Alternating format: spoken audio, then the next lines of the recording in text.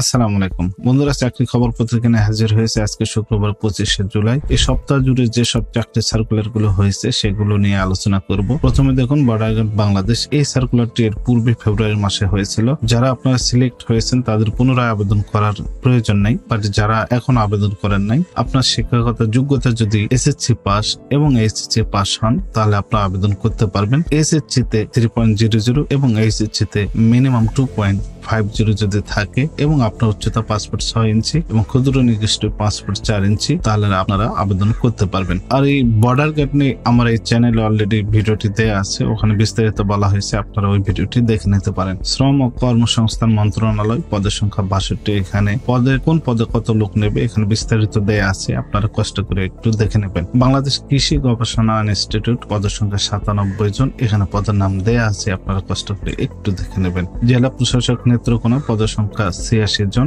হিসাব সহকারী cum computer operator 86 জন নেবে। এখানে আবেদন করতে হলে দেখুন বাণিজ্য বিভাগে দ্বিতীয় বিভাগ বা সমানের জিপিএ সহ এইচএসসি বা সমান পরীক্ষা উত্তীর্ণ, কম্পিউটার প্রশিক্ষণ প্রাপ্ত এবং টাইপিং এ গতি বাংলায় 20 ও ইংরেজিতে 20 শব্দ থাকতে হবে, তাহলে আপনারা আবেদন করতে পারবেন। তারপরে যে সার্কুলার বাংলাদেশ সেনাবাহিনী, এইটা নিয়েও আমার এই চ্যানেলে অলরেডি ভিডিও দেওয়া আছে, আপনারা দেখে নেবেন। এইটা হলো অফিসার পদে একটা চাকরি, এটা কোনো সৈনিকের চাকরি না।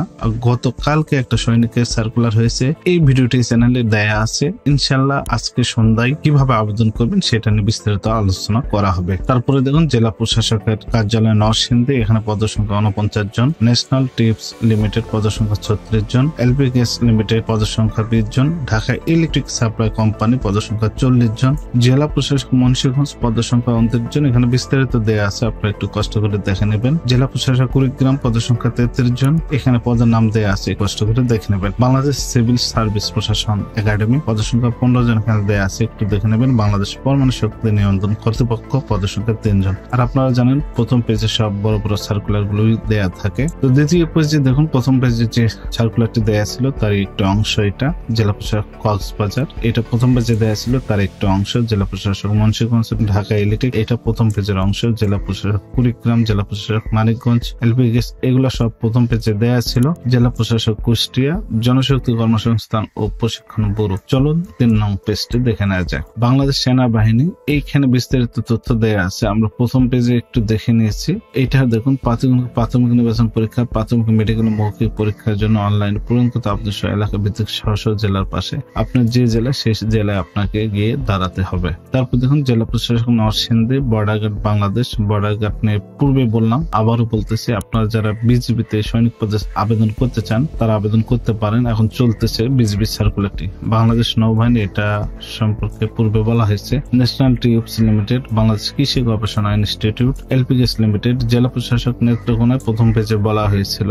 জাতীয় যুব উন্নয়ন ইনস্টিটিউট, প্রথম পেজে অলরেডি বলা হয়েছে। তো বন্ধুরা চলুন শেষ পেজটি দেখে নেই। এইখানে যে এই যে ছোট ছোট যে সার্কুলার গুলো থাকে এগুলা নিয়ে কথা বলবো না। জেলা প্রশাসক কক্সবাজার, পদের সংখ্যা 12 জন। আর এই যে জরুরি নিয়োগ বিজ্ঞপ্তি, এগুলো নিয়ে আমি কথা বলি না, যেগুলো নিয়ে আমি কথা বলবো না।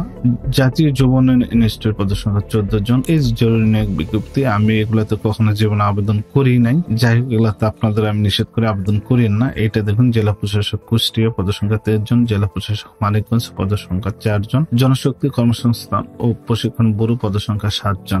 মাধ্যমিক উচ্চ মাধ্যমিক বোর্ড দিনাজপুর, পদের সংখ্যা 5 জন। ধর্ম বিশেষ মন্ত্রণালয়, পদের সংখ্যা 5 জন। জেলা পরিষদ বাগেরহাট, উপজেলার নির্বাহী অফিসার সীতাকুণ্ড, পদের সংখ্যা 2 জন। তো বন্ধুরা আজকে এই চাকরি খবর পত্রিকা মোটামুটি সব সার্কুলার গুলোই দেখে নেওয়া হলো। তো পরবর্তীতে এই ধরনের সার্কুলার পেতে হলে অবশ্যই আমার এই চ্যানেলটি সাবস্ক্রাইব করে আমার সঙ্গে থাকুন। আসসালামু আলাইকুম।